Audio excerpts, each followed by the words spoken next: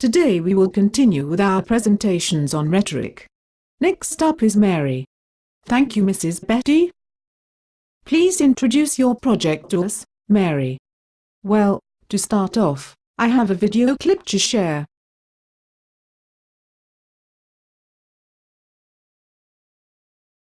Fine, but get on with it. I do not have all day.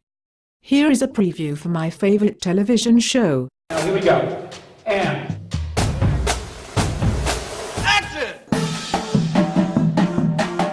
coming back to season 3 is exactly how it feels when you go back to a new year of school. Like, you see all your old friends, you plan your outfit the night before, you buy, pencils and pens. I don't need those, but it just, it's a mindset, so I have to buy those. I was super excited to come back. I didn't know what was going to happen. I didn't know if it was going to be like crazy. And then I came back to work and it was just like I had never left. Being on Glee has been an amazing experience for me. I've loved every moment of it. I get to come on set with all my friends and we get to sing songs that we've been listening to since we were kids or that's on the radio right now. It's been a great experience. How's anybody supposed to believe we can go to nationals if we don't believe in ourselves?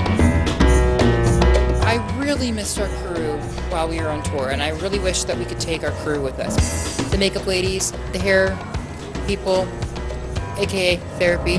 We have to do the number, okay? We have to survive lunch. It was lovely to get back. And I think all of us had enough time off because we were working super hard before the break. And we went away, and we all had enough time off to kind of recharge the batteries. Season 3 feels very back to basics. It feels like it's all about core characters rather than like tribute episodes, things like that. It feels like it's a bit of a return to a more local feeling show. We're going to go to nationals, internationals, and then galactic Glee.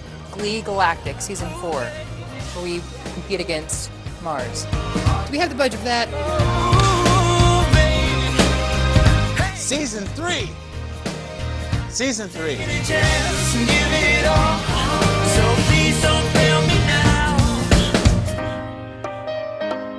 Oh yeah, yeah.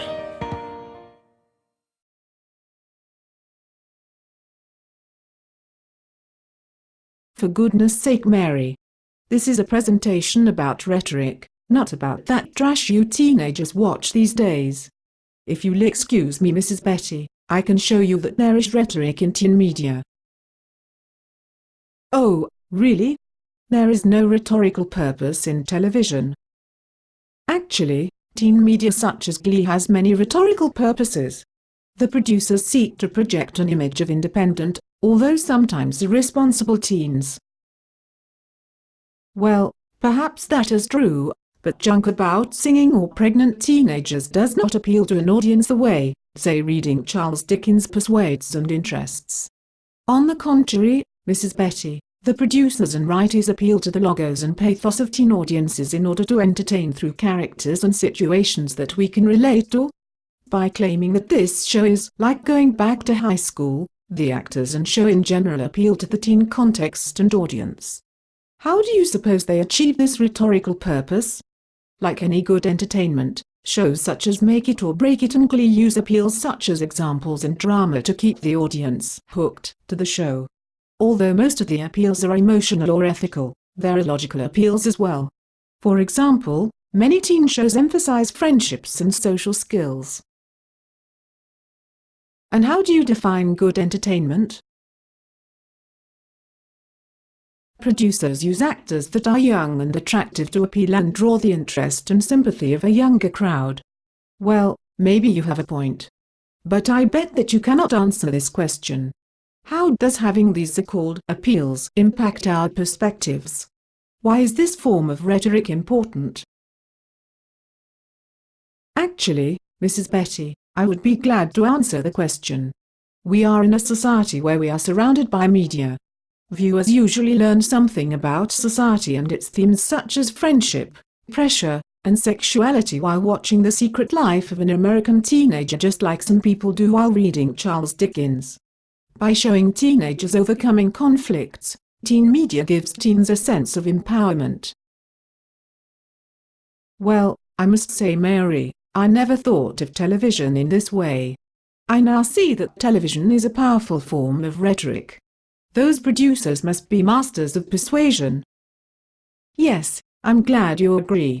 School is almost over, so I think I'll go home and watch Gossip Girl.